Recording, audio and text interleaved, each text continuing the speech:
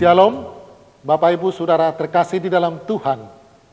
Mari kita mempersiapkan diri kita untuk masuk di dalam ibadah keluarga. Mari kita mengambil saat teduh. Mari bersama beribadah kepada Tuhan dengan gembira. Datanglah ke hadirat-Nya dengan sukacita.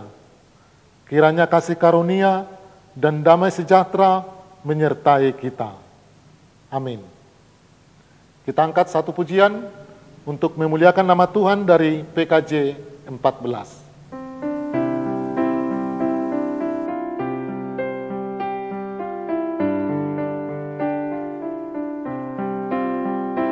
Menyanyikan kasih setia Tuhan selamanya, selamanya. Ku nyanyikan kasih setia Tuhan selamanya, ku nyanyikan selamanya. Ku tuturkan tajamu, kasih setiamu Tuhan. Ku tuturkan tajamu, kasih setiap turun-temurun. Ku nyanyikan kasih setia Tuhan selamanya, selamanya. Ku nyanyikan kasih setia Tuhan selamanya, ku nyanyikan selamanya. Mari kita berdoa. Ya Tuhan, Allah Bapa kami yang di surga, kami mengucap syukur dan terima kasih atas kasih karunia dan berkat-Mu yang kami terima hingga dengan saat ini. Engkau menuntun dan menyertai kehidupan kami, memberikan kami kesehatan dan kekuatan. Bapa, kami akan memuji dan memuliakan nama Tuhan. Biarlah Engkau hadir di tengah-tengah ibadah keluarga kami saat ini. Dan juga kami akan merenungkan sabda-Mu. Biarlah Tuhan menerangi hati kami, Roh Kudus menuntun dan menyertai kami.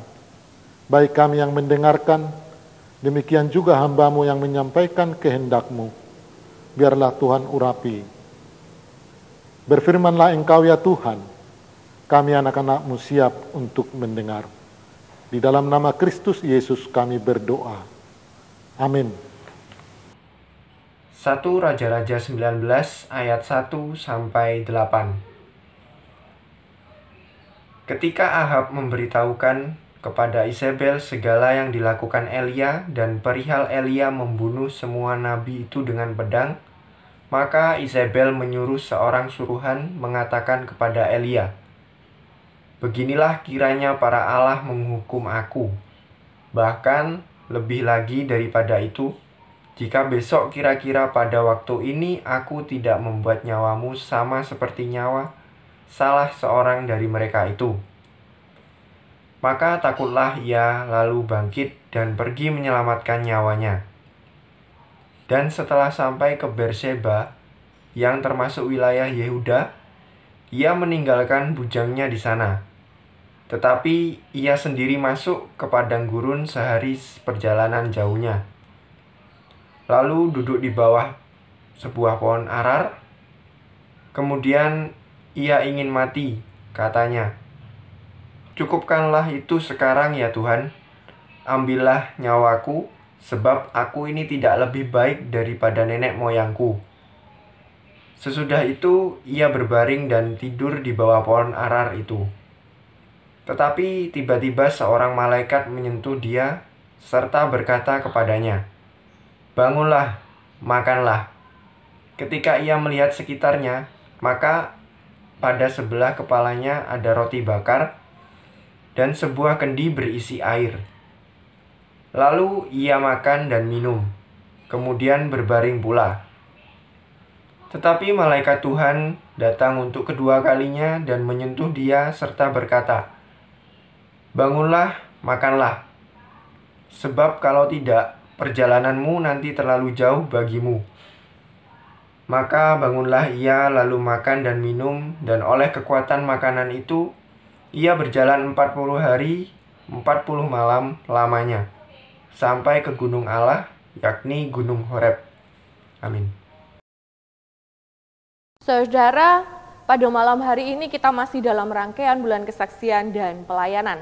Oleh karena itu, dalam rangkaian bulan kesaksian dan pelayanan ini, renungan kita akan bersama tetap membahas tentang kesehatan mental.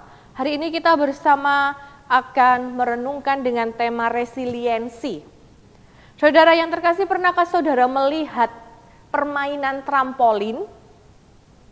Saya yakin kita pernah tahu gitu atau pernah melakukan permainan itu. Permainan yang mungkin kita lihat permainan lompat-lompat itu. Saudara, ada yang menarik dari permainan trampolin ini.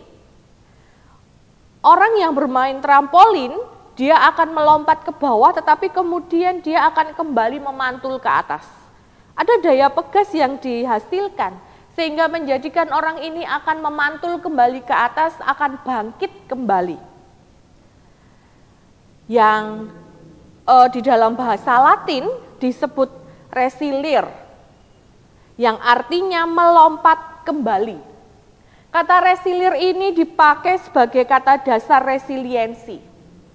Resiliensi menurut Sri Mulyani Nasution di dalam bukunya Resiliensi Daya Pegas Menghadapi Trauma Kehidupan, resiliensi diartikan sebagai kemampuan seseorang menghadapi situasi yang tidak menguntungkan untuk bangkit kembali.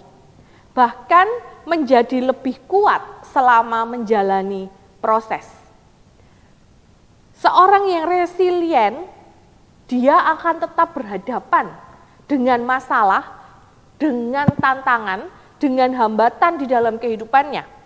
Tetapi orang itu akan belajar, baik itu dari pengalamannya, baik itu dari tantangan itu, dia menghadapi tantangan itu, dan kemudian seorang resilient ini akan bisa bangkit kembali. Dia tidak pernah sudi dikalahkan oleh situasi malang yang dihadapi saat itu.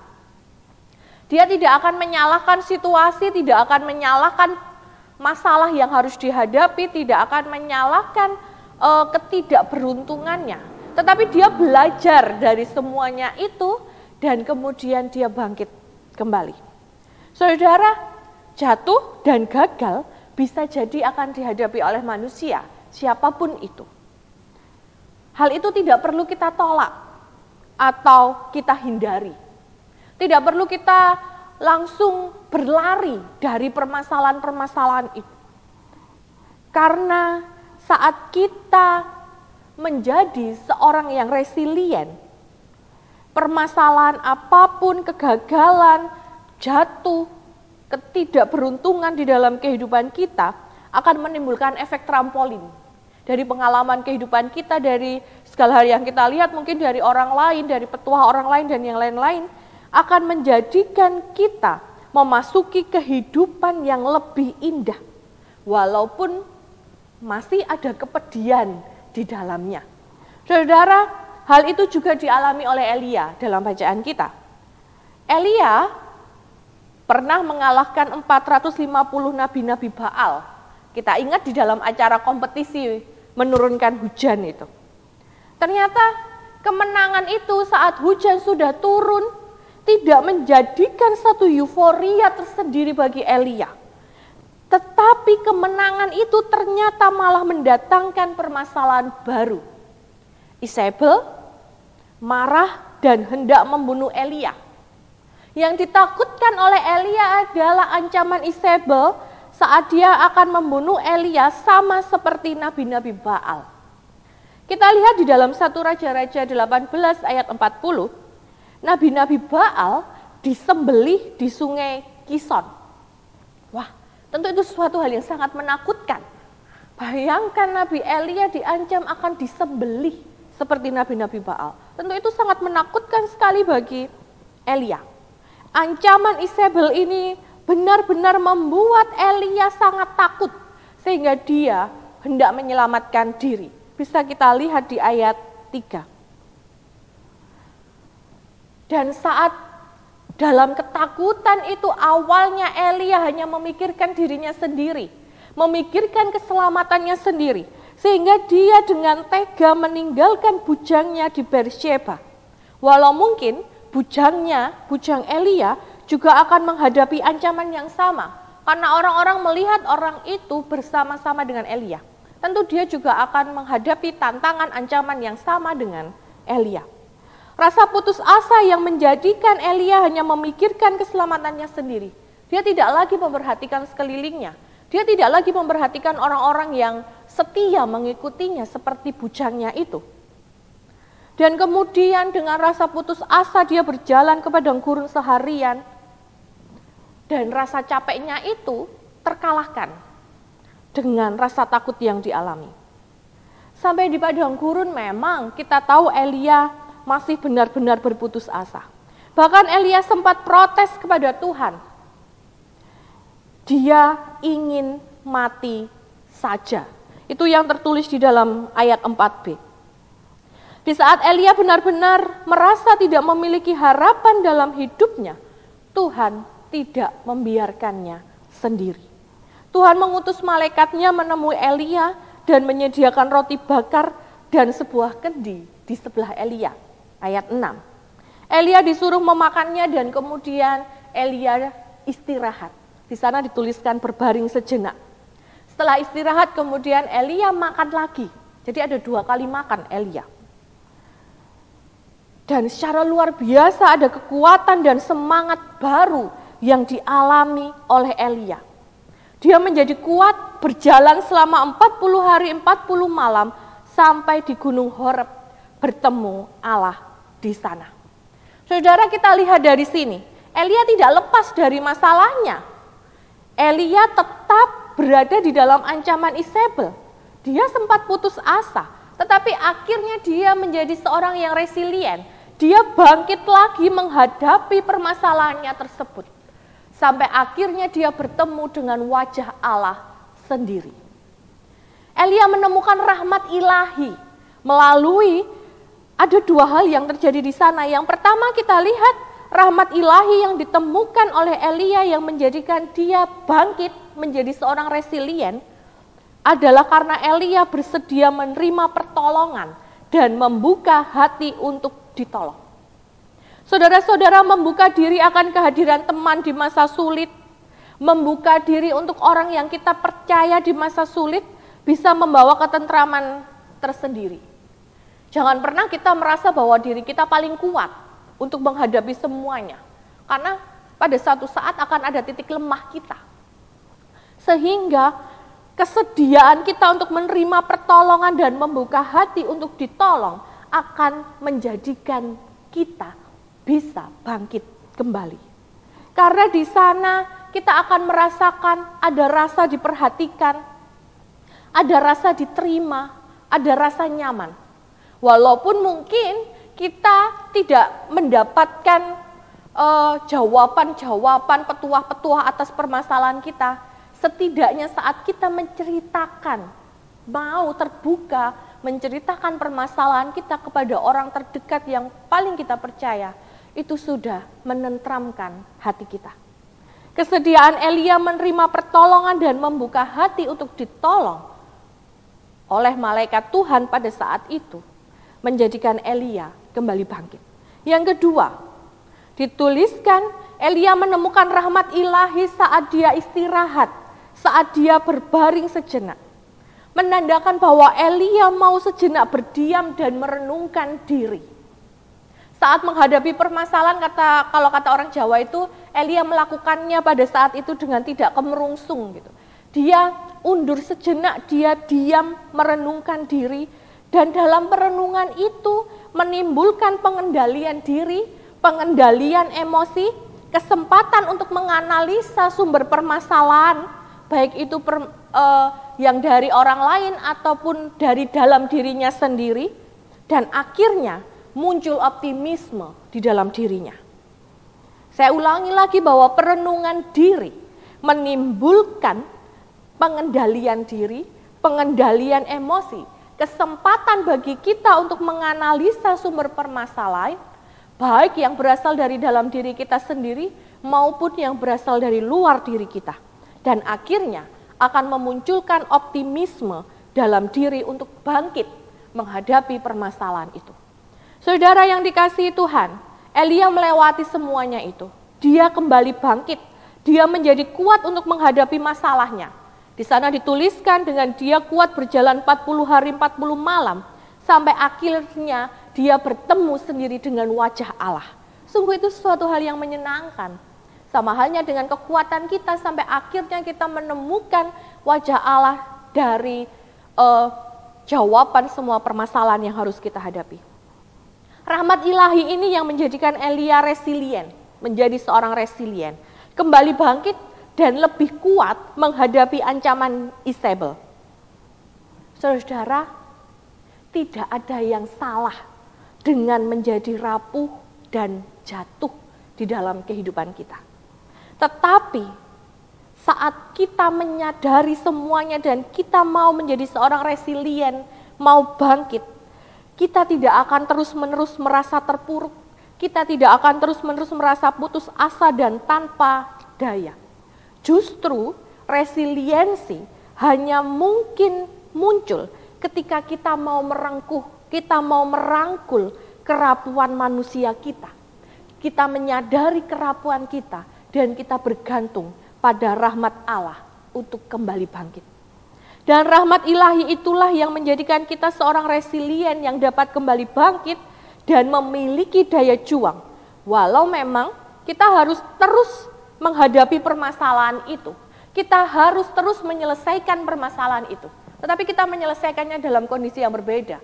Kita tidak putus asa, tidak terpuruk, tetapi kita bangkit dan yakin bahwa ada pertolongan Tuhan untuk kita menghadapinya. Saudara-saudara yang dikasihi Tuhan, perjalanan kita sebagai bangsa untuk mencegah penyebaran virus corona mengharuskan kita semua menjadi seorang resilient, menjadikan kita untuk melakukan resiliensi. Sudah beberapa bulan ini kita menghadapinya. Bukan lagi kita meratapi keadaan karena kita tidak bisa kemana-mana. Bukan kita berputus asa dengan melihat berita di TV dengan penambahan orang yang terinfeksi corona. Dengan kita marah-marah karena masih ada orang-orang di luar kita yang belum mematuhi protokol kesehatan. Tidak. Tetapi saat ini kita diajak kembali bangkit dan berdaya juang di tengah pencegahan penyebaran virus corona. Bangkit kembali di tengah situasi yang tidak menguntungkan ini. Pemerintah telah mencanangkan tentang kehidupan new normal. Di sanalah nanti di kehidupan new normal itu kita diajak untuk menjadi seorang resilient. New normal bukan berarti kita kembali ke keadaan baru, kita bersantai-santai dan menganggap tidak apa-apa. Tetapi kita bangkit kembali dengan tatanan baru kehidupan. Tatanan kehidupan baru, aktivitas baru yang benar-benar akan mematuhi protokol kesehatan. Baik itu nanti saat kita beribadah bersama, baik itu nanti saat kita kembali bekerja, baik itu nanti mungkin saat kita harus beraktivitas di luar rumah, dan bahkan saat kita harus keluar kota. Tanggung jawab kita sebagai orang beriman di era new normal nanti adalah benar-benar bisa menjadi contoh yang baik untuk masyarakat tentang kepatuhan kita terhadap protokol kesehatan dan dengan tidak jemu-jemu terus mengedukasi keluarga dan orang-orang di sekitar kita sehingga mereka pun juga mau untuk memperhatikan diri mereka dan menjadi sehat bersama-sama kembali bangkit dengan tatanan kehidupan yang baru. Saudara yang dikasihi Tuhan, kita tidak bisa menolaknya. Kita harus menjadi seorang yang resilient, kembali bangkit di tengah pandemi corona ini, menghadapi kehidupan new normal dengan terus memperhatikan protokol kesehatan di dalam setiap apapun yang kita lakukan. Bisa, pasti bisa, karena ada rahmat ilahi yang akan memampukan kita. Oleh karena itu, tetap kuatkan dan teguhkan hatimu menerima rahmat ilahi yang akan memampukan kita bangkit menghadapi tatanan kehidupan baru bersama dengan saudara-saudara kita yang lain. Amin. Mari mengambil saat teduh.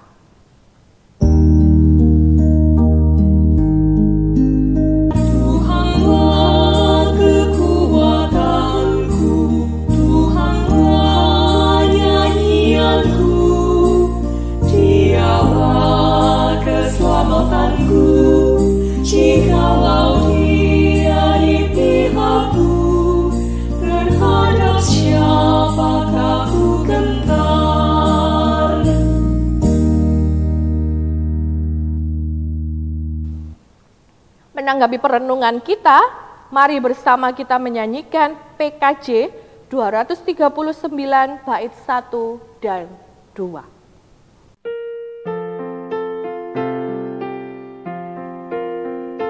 Perubahan besar di kehidupanku sejak Yesus di hatiku. Di jiwaku bersinar terang dan cemerlang sejak Yesus di hatiku. Sejak Yesus di hatiku, sejak Yesus di hatiku, jiwaku bergemar bagai ombak besar. Sejak Yesus di hatiku,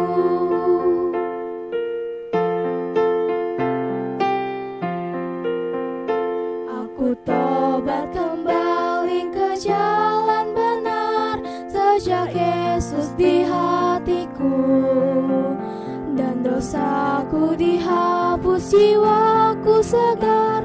Sejak Yesus di hatiku, sejak Yesus di hatiku, sejak Yesus di hatiku, jiwaku bergemar bagai ombak besar. Sejak Yesus di hatiku.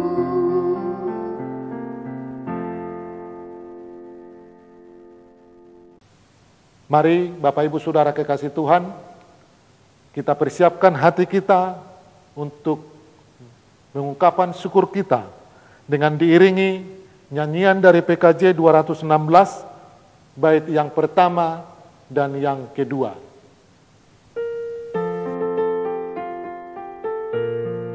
Berlimpah sukacita di hatiku, di hatiku, di hatiku, berlimpah sukacita di hatiku, tetap di hatiku. Aku bersyukur, bersukacita, kasih Tuhan diam di dalamku.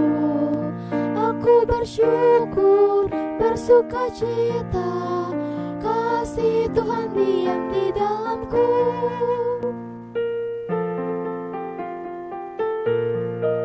Damai sejahtera melampaui akal di hatiku, di hatiku, di hatiku. Damai sejahtera melampaui akal di hatiku, tetap di hatiku.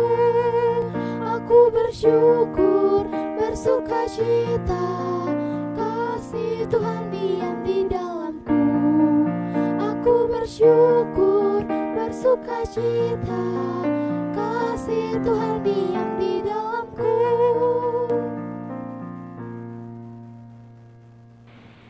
Mari kita berdoa. Terima kasih ya Bapa atas berkat-Mu pada hari ini, sehingga kami dapat mendengarkan dan juga merenungkan firman-Mu pada hari ini ya Bapa. Kami juga mau berdoa untuk kondisi bangsa kami, bangsa Indonesia yang sedang mengalami wabah COVID-19, agar wabah ini segera berlalu dan teratasi dengan baik, sehingga warga dapat beraktivitas seperti sedia kala. Kami juga berdoa untuk kesehatan tenaga medis yang menangani pasien COVID-19. Biarlah mereka diberikan kesehatan supaya dapat menangani dengan baik.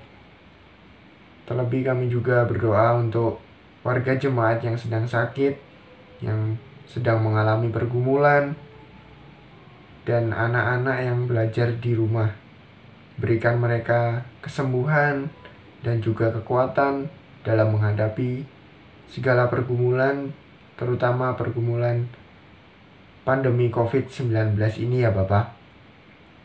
Kami juga berdoa untuk para pelayan gereja, semoga senantiasa melayani dengan hikmat dan cinta dari Tuhan. Kami juga berdoa untuk keluarga dengan segala sukacita dan pergumulannya. Tak lupa kami berdoa untuk persembahan yang telah kami kumpulkan, biarlah menjadi sarana untuk memuliakan nama-Mu, dan juga kami berdoa untuk pengelola persembahan ini agar selalu takut akan Engkau ya Bapa. Terima kasih ya Bapa. Doa yang kurang sempurna ini hanya kami aturkan ke dalam kasih tangan kuasa-Mu yang kudus. Dan dalam nama-Mu Tuhan Yesus Kristus. Haleluya. Amin. Mengakhiri ibadah keluarga saat ini, mari kita bernyanyi dari pelengkap Kidung Jemaat 182, bait yang pertama dan yang keempat.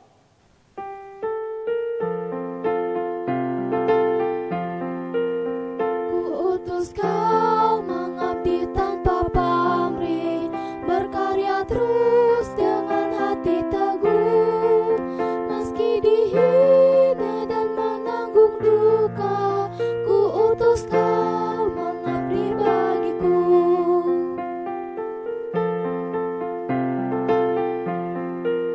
Kuutus kau tinggalkan ambisimu, padamkanlah segala nafsumu, namun berkaryalah dengan seksama. Kuutus kau bersatulah teguh. Bapak Ibu Saudara terkasih di dalam Tuhan, marilah kita undur diri, kita mohon berkat daripada Tuhan. Allah Bapa Sang Sumber Berkat, Yesus Kristus Sang Sumber Cinta Kasih, Roh Kudus dengan kuasa-Nya menyertai kita, mulai saat ini sampai selama-lamanya. Amin.